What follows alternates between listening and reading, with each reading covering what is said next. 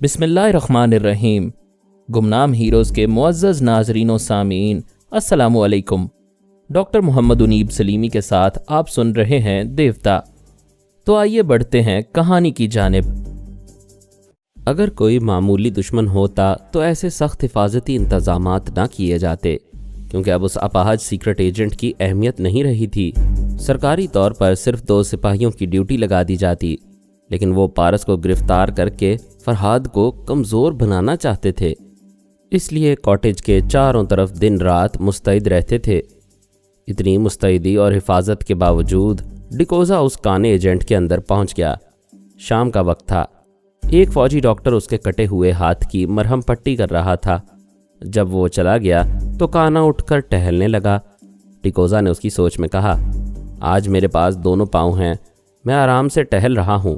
جب ایک پاؤں کٹ جائے گا تو ٹہلنا اور اپنے بل پر چلنا پھرنا ایک خواب ہو جائے گا۔ مجھے بیساکھی کا سہارا ہی لینا ہوگا۔ وہ آئینے کے سامنے کھڑے ہو کر ایک آنکھ سے اپنا عکس دیکھنے لگا اور سوچنے لگا، وہ شیطان کا بچہ اب مجھ سے انتقام نہیں لے سکے گا۔ باہر سخت پہرا ہے، اندر پرندہ بھی پر نہیں مار سکتا، پھر میری جیب میں بھی بھرا ہوا ریوالور رہتا ہے۔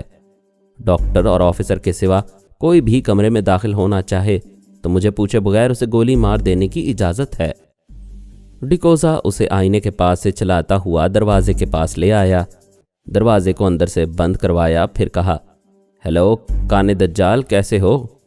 اس نے گھبرا کر ایک ہاتھ سے سر کو تھام لیا، خلا میں تکتے ہوئے سوچنے لگا، کیا میرے اندر کوئی بول رہا ہے؟ موت بول رہی ہے۔ وہ چیخ کر مسلح پہرے داروں کو بلانا چاہتا تھا، ڈیکوزا نے اسے موقع نہیں دیا۔ اس کے دماغ پر قبضہ جما کر جیب سے ریوالور کو نکالا، پھر اسے ایک کرسی پر بٹھا دیا۔ دماغ کو ذرا آزاد چھوڑ کر بولا، مرنا چاہتے ہو تو ریوالور کی نال کنپٹی پر رکھو، زندہ رہنا چاہتے ہو تو اس نال کو ایک پاؤں کے گھٹنے پر رکھو، یہ آخری سزا ہے۔ بولو کیا چاہتے ہو، موت یا لنگڑی زندگی؟ وہ پھر چیخنا چاہتا تھا مگر حلق سے آواز نہ نکل سکی۔ ریوالور اس کے گھٹنے کی طرف جا رہا تھا اور وہ اسے روکنے کی کوشش کر رہا تھا۔ ڈیکوزا نے کہا، اگر یہ منظور نہیں ہے تو ریوالور کنپٹی کی طرف لے چلو۔ وہ ریوالور والا ہاتھ کنپٹی کی طرف جانے لگا۔ وہ کانے دشمن کا اپنا ہاتھ تھا اور وہ اسے روک نہیں سکتا تھا۔ خوف سے کانپتے ہوئے بولا، نہیں میں مرنا نہیں چاہتا، میں زندہ رہنا چاہتا ہوں، مجھے چھوڑ دو، مجھے معاف کر دو۔ ریوالور کی نال تیزی سے گھٹنے پر آئی، پھر ٹھائیں سے گولی چل گئی۔ اس کے حلق سے ایک چیخ نکلی، گھٹنے کی ہڈی ٹوٹ گئی تھی، خون تیزی سے بہنے لگا۔ باہر دوڑتے ہوئے قدموں کی آوازیں سنائی دے رہی تھیں۔ پھر فوجی افسر نے دروازہ پیٹتے ہوئے کہا، کیا ہو گیا ہے؟ یہ گولی کس نے چلائی ہے؟ دروازہ کھولو۔ دوسری بار ٹھائیں کی آواز ابھری، ران کی ہڈی ٹوٹ گئی۔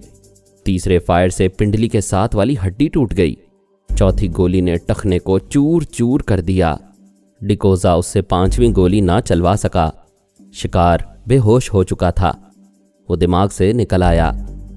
کوئلی نے باہر جانے کے لیے لباس تبدیل کر لیا تھا۔ شوخ رنگ کے پیٹی کوٹ اور بلاؤز میں اس کا حسن اور شباب دونوں نکھر آئے تھے۔ وہ اتنے کھلے ہوئے گلے کا بلاؤز پہنتی تھی کہ بلاؤز نہ بھی پہنتی تو کوئی فرق نہ پڑتا۔ ڈیکوزا نے دھڑکتے ہوئے اور کانپتے ہوئے دل سے پوچھا، میرے صبر کا امتحان کب تک لوگی؟ تم دیکھ رہی ہو میں نے شراب چھوڑ دی ہے، یوگا کی مشقیں کر رہا ہوں۔ ابھی کرتے رہو، میں کہیں بھاگی نہیں جا رہی ہوں، تمہارے ساتھ رہتی ہوں۔ جب میں دیکھوں گی کہ تم 2 میل کی دوڑ لگا سکتے ہو اور 5 منٹ تک سانس روک سکتے ہو تو میں خود تمہارے پاس آ جاؤں گی۔ یہ کہہ کر وہ فاتحانہ انداز میں کہے لگانے لگی، پھر بولی، تم مجھے پارس تک پہنچانے والے تھے؟ میں لباس بدل کر آ گئی ہوں، مجھے وہاں پہنچاؤ، پھر دیکھنا وہ نوجوان مجھے دیکھ کر کسی اور کو دیکھنا بھول جائے گا۔ وہ بولا، بہت زیادہ خوش فہمی ہو گئی ہے، تم جل کر بول رہے ہو، شرط لگاؤ وہ تمہیں گھاس بھی نہیں ڈالے گا۔ وہ غرا کر بولی، تم میری انسلٹ کر رہے ہو، میں ضرور شرط لگاؤں گی، اسے دیوانہ بنا کر یہاں تمہارے سامنے لاؤں گی۔ اچھی بات ہے، اگر تم جیت جاؤ گی تو میں 12 گھنٹے کے لیے تمہارا غلام بن جاؤں گا۔ تم مجھ سے جیسی بھی خدمت کرانا چاہو گی میں انکار نہیں کروں گا، مجھے منظور ہے، अगर मैं हार जाऊंगी तो 12 घंटे के लिए तुम्हारी कनीज बन जाऊंगी। तुम मुझसे जैसा भी सलूक करोगे मैं एतराज़ नहीं करूंगी। दोनों ने एक दूसरे की शर्त मंजूर कर ली। डिकोजा ने कहा, मैं अभी पारस का ठिकाना मालूम करता हूँ। वो आंखें बंद करके ख्याल ख्वानी की परवाज करता हुआ नैन्सी के दिमाग में पहुंच गया। वो रूमा और डॉन मॉरिस के साथ एक बहुत बड़े शॉपिंग सेंटर में थी। उसके दिमाग में यकीनन डैनियल होगा, इसलिए डिकोजा बिल्कुल खामोश था। जब नैन्सी शॉपिंग के बाद काउंटर पर बिल अदा करने लगी तो डैनियल ने कहा, काउंटर पर बैठे हुए कैशियर से कोई बात करो। नैन्सी ने बात की। डैनियल ने कहा, मैं कैशियर के पास जा रहा हूँ, तुम ड्राइवर की तस्वीरों वाला लिफाफा उसे दे दो। नैन्सी ने बिल की रकम के साथ वो लिफाफा कैशियर को दे दिया। इधर डिकोजा भी कैशियर के दिमाग में पहुंच गया था, लेकिन इस तरह बात बनने वाली नहीं थी।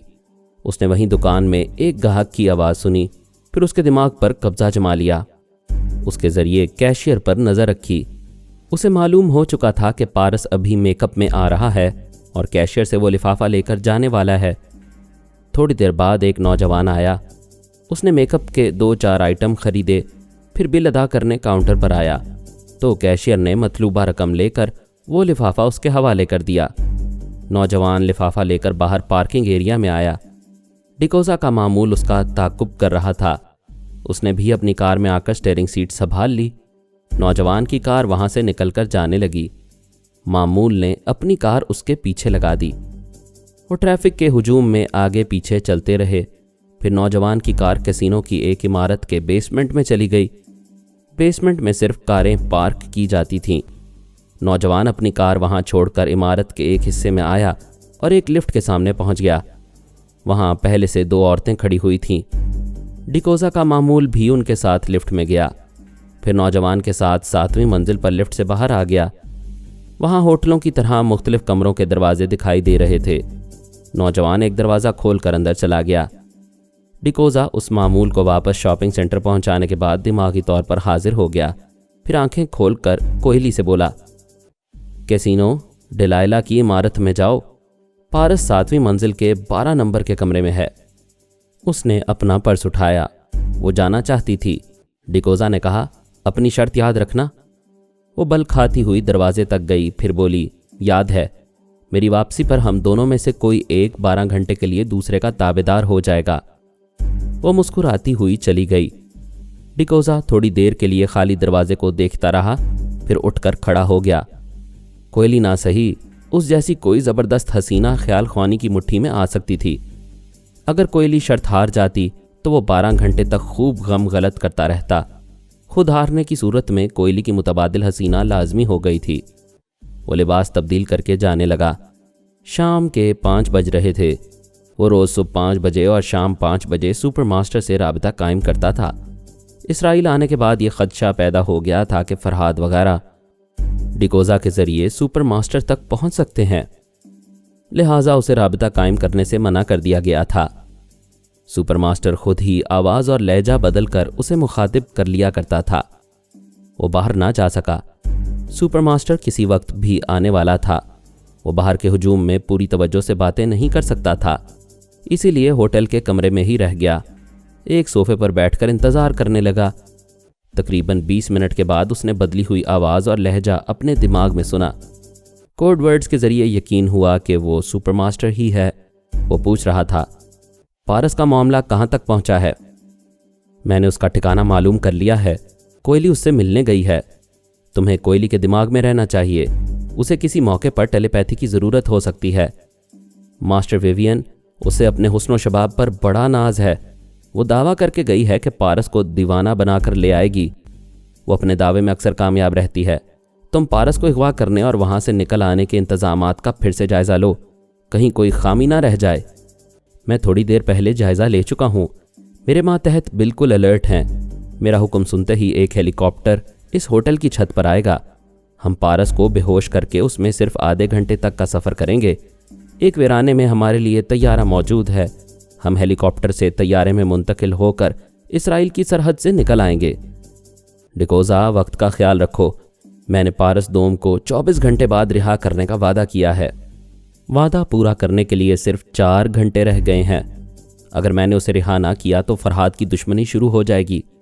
मैं चाहता हूँ पारस अव्वल भी हमारी कैद में आ जाए, तो फिर फरहाद दम नहीं मारेगा, दोनों बेटों की सलामती के लिए हमारे सामने घुटने टेक देगा।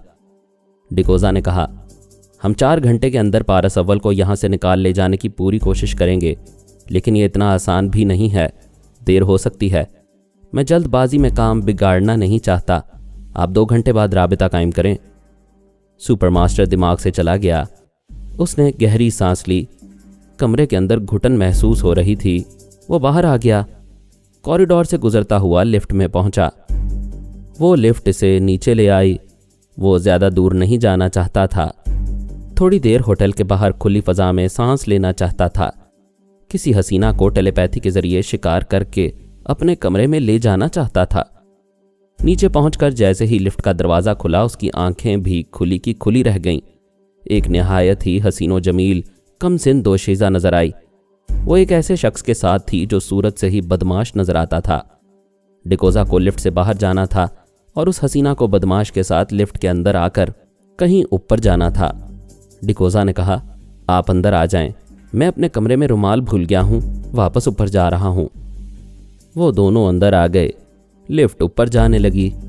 डिकोजा ने पूछा, आप किस फ्लोर पर जाएंगे? 4th फ्लोर, जवाब मिला। डिकोजा ने 4थी मंजिल का बटन दबाया। इसके साथ ही बोलने वाले के दिमाग में पहुंच गया। उसकी सोच बता रही थी कि वो एक स्मगलर है, सिकंदरिया से चंद हीरे स्मगल करके लाया है और यहाँ किसी पार्टी से उनका सौदा करने वाला है।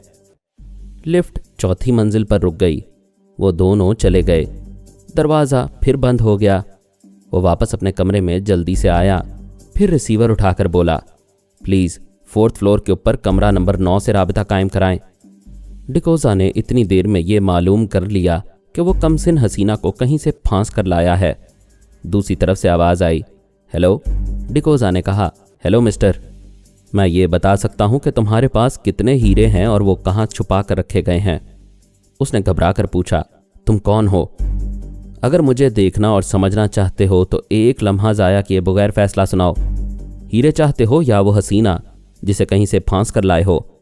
2 में से एक चीज़ मेरी होगी, दूसरी तुम्हारी। तुम हीरों के मुतालिक कैसे जानते हो? वक्त ज़ाया कर रहे हो, फैसला सुनाओ। इस बात की क्या ज़मानत है कि मैं लड़की तुम्हारे हवाले कर दूं तो तुम इन कीमती हीरों को बाद में तलब नहीं करोगे या पुलिस वालों को मेरे पीछे नहीं लगाओगे? तुम कल रात इस होटल में आए थे। मैं तुम्हारा दुश्मन होता या हीरे जवाहरात का लालची होता तो अभी तुम आहनी सलाखों के पीछे होते या इन हीरों को मेरे और अपने दरमियान तकसीम कर चुके होते। मैं हीरों का नहीं, हुस्न का कदरदान हूँ। इस हसीना को 7वीं मंजिल के 12 नंबर कमरे में पहुँचा दो। अच्छी बात है, मैं अभी आ रहा हूँ। डिकोजा उसे अपने कमरे का नंबर बताकर फिर रिसीवर रखकर उसके दिमाग में पहुँच गया। उधर वो रिसीवर रखकर हसीना से कह रहा था, अभी फ़ोन पर मालूम हुआ है तुम्हारा पारस 7वीं मंजिल के 12वें कमरे में है, मैं तुम्हें वहाँ ले चलता हूँ। डिकोजा पारस का नाम सुनकर चौंक गया। वो स्मगलर सूटकेस खोलकर एक रिवॉल्वर निकालने के बाद उसमें साइलेंसर लगा रहा था। हसीना ने पूछा, क्या तुम मेरे पारस को गोली मारोगे? पारस को नहीं, उस शख्स को मारूंगा जो तुम्हें छीन लेना चाहता है। डिकोजा ने मारिया की आवाज़ सुनकर उसके दिमाग में छलांग लगाई लेकिन वापस आ गया। उसने सांस रोक ली थी। वो घबराकर दरवाजे की तरफ देखने लगा। तेजी से सोचने लगा, क्या पारस या फरहाद इस लड़की के जरिए मुझे जाल में फांस रहे हैं? उसके दिमाग में पहला ख्याल यही आया कि होटल के कमरे से निकल भागे। फिर ये समझ में आया, अभी वो हसीना के दिमाग में पहुंचने की नाकाम कोशिश कर चुका है। ये बात फरहाद को मालूम हो चुकी होगी। ये भी मालूम हुआ होगा कि अभी किसी ने 7वीं मंजिल के 12 नंबर कमरे से फ़ोन किया था। फरहाद की टेलीपैथी जानने वाली पूरी टीम ने 12 नंबर कमरे और होटल का मुहासरा कर लिया होगा। वो झाग की तरह सोफे पर बैठ गया। अचानक कोयली का ख्याल आया, अगर वो पारस को अपनी ज़ात में उलझा रही होगी तो इसका मतलब ये होगा कि पारस को इस होटल में आने वाली हसीना का इल्म नहीं है और ये हसीना किसी वजह से पारस को ढूंढती हुई स्मगलर के हाथ लग गई है। उसने कोयली के दिमाग पर दस्तक दी, कोड वर्ड्स अदा किए। कोयली ने कहा, सॉरी, अभी मैं पारस को ट्रैप करने में कामयाब होने वाली हूँ, तुम बाद में राबिता कायम करना। उसने सांस रोक ली। डिकोजा वापस अपनी जगह आ गया। उसने ज़रा सी देर में मालूम कर लिया था कि पारस कोयली के सामने मौजूद है। अब ये बात समझ में आ रही थी कि वो होटल में आने वाली हसीना से बेखबर है। वो झुंझला रहा था। टेलीपैथी का इल्म हासिल करके भी ये सही तौर पर मालूम नहीं कर सकता था कि ख्याल ख्वानी वाले दुश्मन उसे घेर रहे हैं या वो महज दहशत में मुब्तला है। पारस का ताल्लुक इस हसीना से है या वो हसीना यूं ही इसकी दीवानी होकर उसे तलाश करते हुए एक स्मगलर के पास आ गई है। दूसरी तरफ कोयली ने दुरुस्त कहा था कि वो पारस को ट्रैप करने में कामयाब हो रही है। जब वो डिकोजा के बताए हुए पते पर पारस के कमरे में पहुंची तो वो लिफाफे से ड्राइवर की तस्वीर निकाल कर देख रहा था। उसके सामने बड़े से आईने के पास मेकअप का सामान बिखरा हुआ था। उसने पलटकर कोयली को देखा, फिर नागवारी से बोला, क्या तुम इतनी सी तहजीब नहीं जानती कि दूसरे के यहाँ इजाज़त लेकर आना चाहिए? कोयली को ज़रा दुख हुआ। उसे पहली बार देखने वाले देखते ही रह जाते थे और वो था कि उसे तहजीब सिखा रहा था। वो मुस्कुराते हुए बोली, मैं इस कमरे को दूसरे का नहीं अपना समझ कर आई हूँ और जब आ ही गई हूँ तो तुम इखलाक और तहजीब का मुजाहरा करो। वो मुस्कुराते हुए उठ गया, फिर बोला, मैं तुम्हारी इस नादानी को नज़रअंदाज करता हूँ। आओ बैठो, पहले बताओ क्या पियोगी, ठंडा या गरम? वो करीब आकर बोली, जो पिलाना चाहते हो वो अपनी आंखों से पिलाओ। पारस ने उसकी आंखों में आंखें डालीं। उसे महसूस हुआ कि आने वाली की आंखें उसे गिरफ्तार करना चाहती हैं, लेकिन वो ये नहीं जानती कि पारस अपनी मारिया का जहर हजम कर लेता है। जो जहर को मामूली नशे की तरह कबूल कर लेता था, उस पर कोयली के तनवीमी अमल वाली आंखों का भला क्या असर हो सकता था? चंद लम्हों के बाद ही पारस का ख्याल दुरुस्त निकला। वो अपनी आंखें उसकी आंखों में डाल कर कह रही थी, तुम मुझे देख रहे हो, मेरी आंखों में डूब रहे हो, अब इन आंखों के सहर से निकल नहीं सकोगे। वो बोला, मैं इन आंखों में डूब रहा हूँ, मुझे बताओ तुम कौन हो, मुझसे क्या चाहती हो? पहले तुम मेरे मामूल बन जाओ, फिर बताऊंगी। मुझे कोई बात मालूम ना हो तो मैं बेचैन हो जाता हूँ। प्लीज़ अपना मकसद बताओ। वो बताना ज़रूरी नहीं समझती थी। उसे यकीन था कि वो नौजवान दूसरों की तरह आसानी से उसका मामूल बन जाएगा। वो अपनी दानिस्त में उसे बड़ी कामयाबी से सहरज़दा कर रही थी। पारस ने उसका एक हाथ थाम लिया, फिर उसी की आंखों से अपनी आंखें हटा लीं। वो ताज्जुब से बोली, क्या मेरी आंखें तुम्हें मुतासिर नहीं कर रही हैं? वो मुस्कुरा कर बोला, तुम सर से पांव तक मुतासिर कर रही हो। क्या मैं ये तुम्हारा हाथ चूम सकता हूँ? वो खुश हो गई। आंखों का ना सही, हुस्न शबाब का जादू तो चल रहा था। पारस ने उसकी हथेली की पुश्त पर होंठ रखे, फिर उसके दांत नुमायां हुए। दूसरे ही लम्हे कोयली के हलक से चीख निकली। उसकी आंखों के सामने कमरे के दरो दीवार घूमने लगे। अपने जिस्म के अंदर जहर की जलन महसूस करते करते चकरा कर गिर पड़ी और जहां गिरी वहां से फिर उठ ना सकी। होटल के कमरे में डिकोजा सहमा हुआ सा था। दरवाजे पर दस्तक हुई तो वह मारे खौफ के उछल कर खड़ा हो गया, जैसे मौत दरवाजे पर दस्तक दे रही हो। सवाल पैदा हुआ, कौन आया है? जवाब समझ में आया, साइलेंसर लगी हुई मौत। मौत अचानक ही आकर दबोच ले तो आदमी किसी खौफ के बगैर मर जाता है, क्योंकि खौफजदा होने का मौका ही नहीं मिलता। लेकिन पहले से इतला मिल जाए कि मौत फलां वक्त ज़रूर आएगी, तो उसके आने से पहले ही आदमी दहशत से मरता रहता है। बुरा हो टेलीपैथी का, जिसके ज़रिए डिकोजा को मालूम हो गया था कि मारिया पारस को तलाश करती हुई इस होटल में आई है, गोया मौत आई है। डिकोजा ने ख्याल ख्वानी के ज़रिए मालूम किया था वो स्मगलर साइलेंसर लगा हुआ रिवॉल्वर लेकर मारिया के साथ आया था। उसे रिवॉल्वर का खौफ नहीं था। वो दिमागी झटका पहुंचाकर स्मगलर के हाथ से रिवॉल्वर गिरा सकता था, उसे मारकर भगा सकता था और मारिया को माले गनीमत की तरह हासिल कर सकता था। लेकिन ये सोचकर खौफ आ रहा था कि मारिया के दिमाग में फरहाद छुपकर आ रहा होगा। दरवाजे पर दूसरी बार दस्तक हुई। उसे दरवाज़ा तो खोलना ही था, वो भागकर कहीं नहीं जा सकता था। उसने आहिस्ता आहिस्ता करीब आकर चिटखनी हटाई और ज़रा पीछे हट गया। वो मारिया के साथ अंदर आया, फिर डिकोजा को देखकर बोला, अच्छा तो तुम हो? अभी थोड़ी देर पहले लिफ्ट में तुम ही हमारे साथ आए थे। बाय द वे, मैं तुम्हारी मालूमात को दाद देता हूँ और ये ज़रूर मालूम करना चाहता हूँ कि तुम्हें उन हीरों का इल्म कैसे हुआ। आने वाले ने दरवाजे को अंदर से बंद कर दिया। डिकोजा उसे नज़रअंदाज करके मारिया को मुसलसल देखता जा रहा था और सोच रहा था, माना कि ये बेहद हसीन है, लेकिन ज़रूरी नहीं है कि आदमी उसे दीवाना वार देखता जाए और उसके करीब तर होने के लिए मचलता रहे। समझ में नहीं आता इसके वजूद में कैसी कशिश है। मैं इसके सामने कोयली को हार जाने के लिए तैयार हूँ। स्मगलर ने कहा, तुम इस हसीना को दीवाना वार देख रहे हो। मुझे यकीन आ गया है तुम हीरो के नहीं हुस्न के तलबगार हो। मैं इसे ले आया हूँ, लेकिन तुम्हारे हवाले करने से पहले मालूम करना चाहूँगा तुम कौन हो। मेरे पास छुपे हुए हीरो का इल्म तुम्हें कैसे हो गया? मारिया दोनों को बारी बारी सवालिया नज़रों से देख रही थी। उसने पूछा, ये तुम लोग कैसी बातें कर रहे हो? ए मिस्टर, तुमने तो कहा था मुझे इस कमरे में पारस मिल जाएगा। कहाँ है पारस? डिकोजा ने स्मगलर से पूछा, ये लड़की कौन है और किसी पारस से इसका क्या ताल्लुक है? वो बोला, मैं किसी पारस को नहीं जानता। ये लड़की भी मेरे लिए अजनबी है। ये बात समझ में आ गई है कि यह पारस नामी किसी शख्स की दीवानी है और अकल से पैदल है। मारिया ने उसे गुस्से से देखकर कहा, तुमने कहा था पारस इस होटल में मिलेगा, फिर अपने कमरे में ले जाकर कहा मेरा पारस इस कमरे में मिलेगा। अब यहाँ आकर कहते हो किसी पारस को नहीं जानते। तुम दोनों मुझे झूठे और मक्कार लगते हो। डिकोजा ने पूछा, क्या फरहाद अली तैमूर तुम्हारे दिमाग में आकर बोलता है? हाँ, जब मैं लंदन में थी तो उसने कहा था मैं इसराइल जाऊंगी तो पारस मिलेगा। मैं यहाँ आई तो मालूम हुआ मेरे दिमाग में फरहाद नहीं कोई और दुश्मन आया था। वो मेरे ज़रिए पारस को हलाक करना चाहता था। सच्ची बात यह है कि तुम्हारी ये दुनिया मेरी समझ में नहीं आती। जो पारस को हलाक करना चाहता था वो उसका दोस्त बन गया।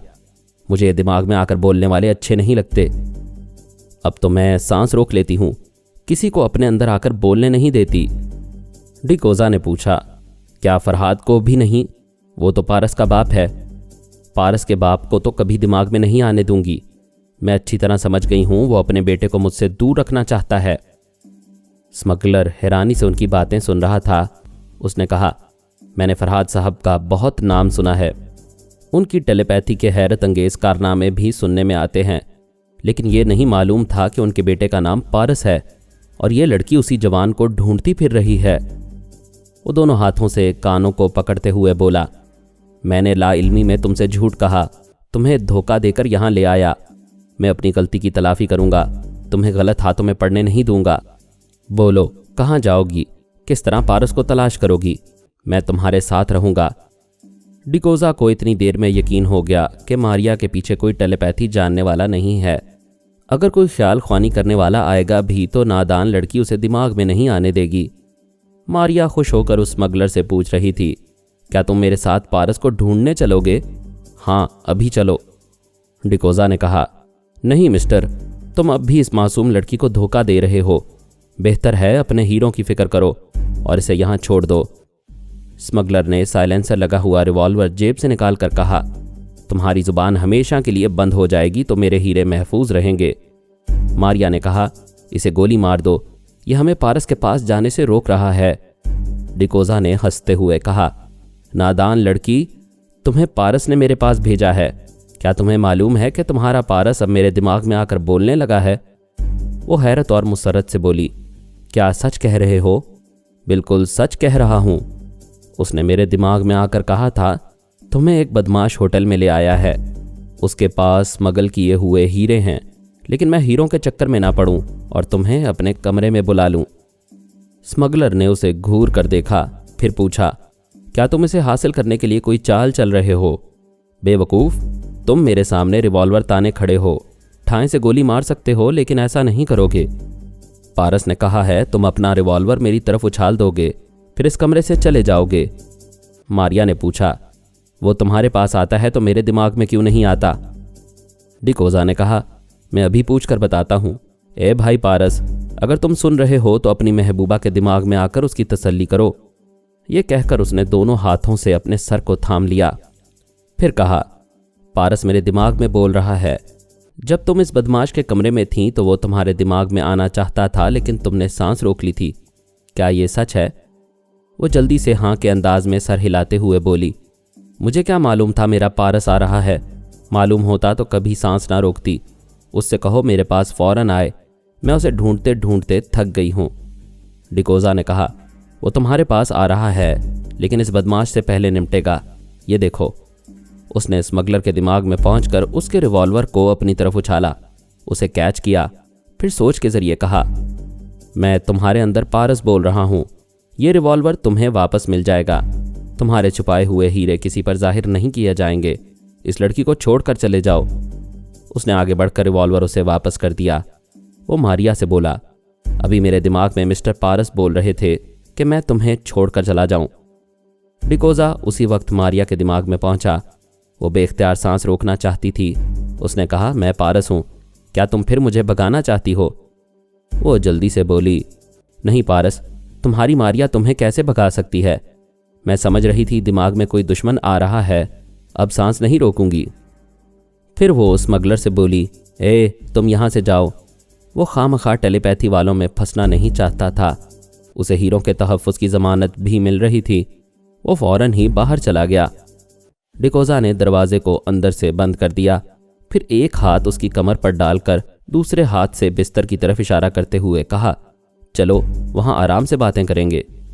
وہ اسے ایک طرف دھکا دیتے ہوئے بولی، خاموش رہو، مجھے پارس سے باتیں کرنے دو۔ وہ بستر پر آ کر بیٹھ گئی، پھر بولی، ہاں پارس، اب بولو، تم کہاں ہو؟ خود میرے پاس کیوں نہیں آتے؟ مجھے اس لنگور کے کمرے میں آنے کے لیے کیوں کہا تھا؟ ڈیکوزا نے اپنی سوچ کے ذریعے کہا، اسے لنگور نہ کہو، یہ میرا بہت اچھا دوست ہے، اس کا دل خوش کرو۔ کیسے خوش کروں؟ جیسے میرا دل خوش کیا کرتی تھی۔ تم کہتے ہو تو خوش کر دوں گی، میں تمہاری کسی بات سے انکار نہیں کرتی ہوں، مگر تم مجھ سے کیوں چھپ رہے ہو؟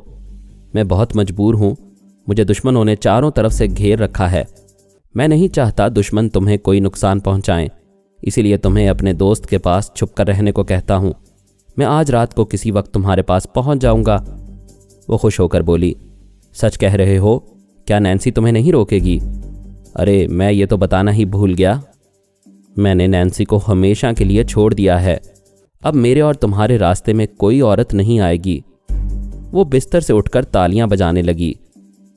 ڈیکوزا اپنے ہاتھوں میں اس کے تالیاں بجانے والے ہاتھوں کو تھام کر پوچھ رہا تھا، پارس کیا کہہ رہا ہے؟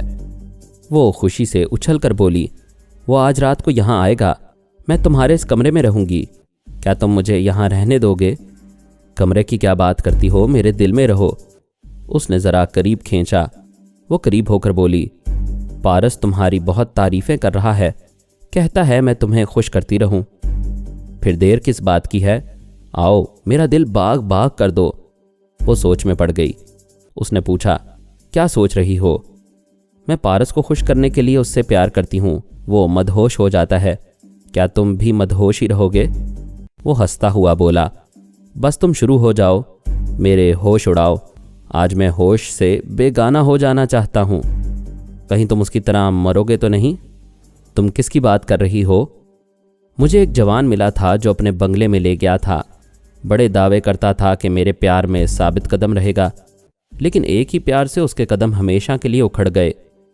وہ سینہ تان کر بولا، وہ کوئی موم کا مرد ہوگا، میں تو فولاد ہوں، مجھے پیار کرو اور زیادہ نہ تڑپاؤ۔ ماریا نے اس کے ہاتھ کو اپنے دونوں ہاتھوں میں تھام لیا، اس کے سامنے گھٹنے ٹیک دیے، پھر ہتھیلی کی پشت پر اپنے گلابی گلابی ہونٹ رکھ دیے۔ وہ خوش ہو کر پیار کی ابتدا کو دیکھ رہا تھا۔ دوسرے ہی لمحے میں پتہ چلا، پیار کی وہی ابتدا ہے اور وہی انتہا ہے۔ اس کے حلق سے اس کی زندگی کی آخری چیخ نکلی۔ وہ تڑپ کر قالین پر گرا، پھر جاتی ہوئی زندگی کے لیے پھڑ پھڑانے لگا۔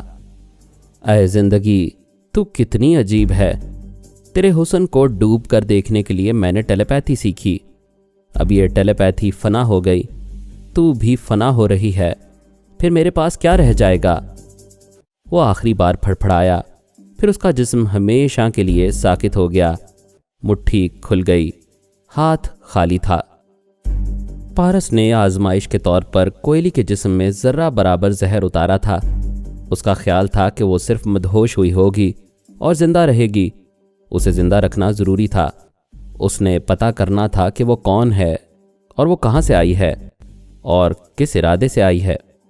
پارس نے دیکھا اس کا گورا بدن نیلا پڑنے لگا تھا، زندگی رخصت ہونا چاہتی تھی۔ اس نے فوراً ریسیور اٹھا کر نمبر ڈائل کیا۔ اس کسینو کی عمارت میں گراؤنڈ فلور پر بہت سی دکانیں تھیں، وہاں دوائیں بھی فروخت ہوا کرتی تھیں۔ پارس نے ڈینیل کے ماتحت سے کہا، فوراً اٹھو، دوڑتے ہوئے نیچے جاؤ اور جو انجیکشن کہہ رہا ہوں وہ سرنج کے ساتھ لے آؤ۔ اس نے انجیکشن کا نام بتایا، ریسیور رکھا۔ وہ فرش پر پڑی ہوئی تھی۔ پارس اس کے پاس گھٹنے ٹیک کر جھک گیا۔ اس کے ڈسے ہوئے ہاتھ کو اپنے ہاتھوں میں لیا، پھر ہتھیلی کی پشت پر ہونٹ رکھ کر زہر چوسنے لگا اور وہ زہر ایک طرف تھوکنے لگا۔ 10 منٹ بعد دستک سنائی دی۔ اس نے اٹھ کر دروازہ کھولا۔ ڈینیل کا ماتحت مطلوبہ انجیکشن لے آیا تھا۔ پارس نے ایک لمحہ ضائع کیے بغیر سرنج میں دوا بھری، پھر اسے کوئلی کے بازو میں انجیکٹ کر دیا۔ مزید اقساط سننے کے لیے ہمارے چینل کا سبسکرائبر بنیں اور ساتھ ہی بیل آئیکن کو کلک کریں تاکہ آپ کو ہر آنے والی نئی ویڈیو کی نوٹیفیکیشن ملتی رہے۔ ہماری ویڈیوز کو لائک اور شیئر کریں اور ہمیں اپنی دعاؤں میں یاد رکھیے گا۔ ISI اور پاک آرمی زندہ باد، پاکستان پائندہ باد۔ ہم پھر ملیں گے انشاءاللہ ایک نئی قسط کے ساتھ۔